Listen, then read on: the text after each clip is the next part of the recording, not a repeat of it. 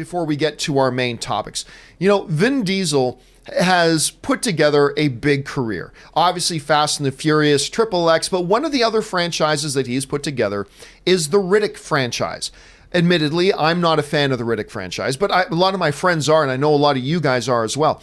Well, in the midst of all the stuff going on with Fast and the Furious 9, he took time to put out on social media this little thing showing that he has now got his finished, completed script for Riddick 4, and if you're wondering how to pronounce that, it's just Fury.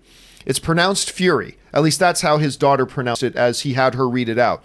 As we see here, there's Vin Diesel and his daughter holding up the new script, apparently that was written by David N. Toohey, who I think he worked on one of the original, or if not all the original Riddick films. No, he wrote and directed them all. He wrote and directed them all. There you go. And the little subline on it, everybody wants to be a beast until they need to do what real beasts do. Oof. Which it sounds like a Riddick kind of subtext there.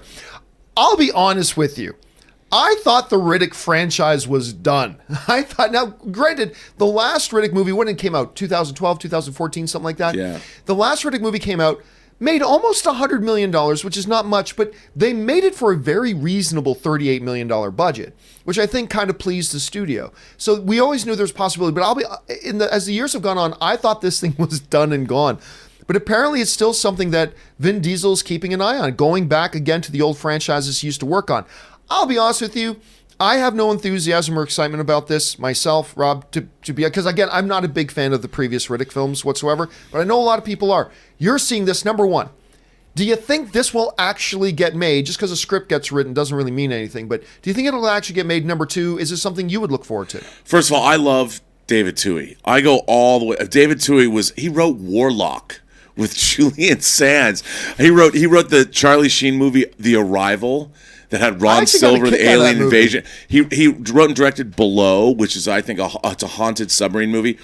I think David Toohey is the unsung. He picked up the mantle of like John Carpenter, doing a lot of these great. He started out writing and then he became a director. And I'm a huge fan of his. And he's written a lot of stuff. And I loved the Riddick franchise. I especially loved the Chronicles of Riddick. A lot of people don't. And the director's cut of Chronicles of Riddick, it's bonkers. I mean, the villains are called necromongers. Yes. I love the production design. Judi Dench is in it. She plays like an elemental.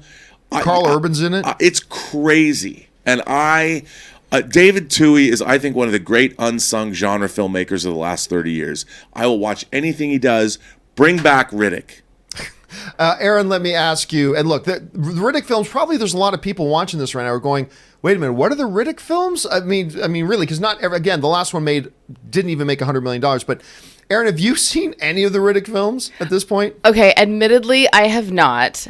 You're not alone. That being said, as you know, I worked with Vin Diesel on a small webisode series called The Ropes, and I have a profound amount of respect for Vin. He grew up with a theater background. He cultivated his own career. He made his own movies. When he couldn't get jobs, he flat out told me, he said, I came to Los Angeles, I couldn't get arrested. I went back to New York. I got my friends who had a bagel company to give us craft services. We made our own movie. His movies ended up, getting him the attention of Steven Spielberg. This is a guy who has clawed his way to his position in Hollywood. And he's also really, really smart as a business person, because I have no doubt that him bringing back the Chronicles of the Riddick franchise is also going to coincide with his video game company that he started, Tygon Studios.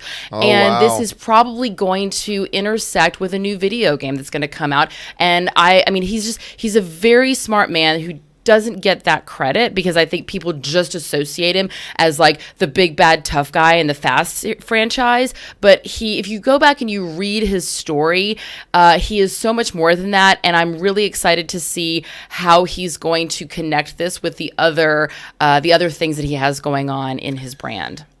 Can I just point out, Pitch Black still remains one of the great sci-fi horror. That's the first of the Riddick movies. That's right. And that was his first video game. Yes, they made a video game for the Riddick franchise and an animated film as well. I didn't know they did. As an animated short, really? I think. Yeah. I don't remember that. Well, anyway, the question here, guys, is now to you. What do you think about this? Do you think there at some point he's actually going to do another Riddick film? And if so, are you on board for that, or do you really have no interest? Jump down in the comment section below and let us know your thoughts. All right, guys.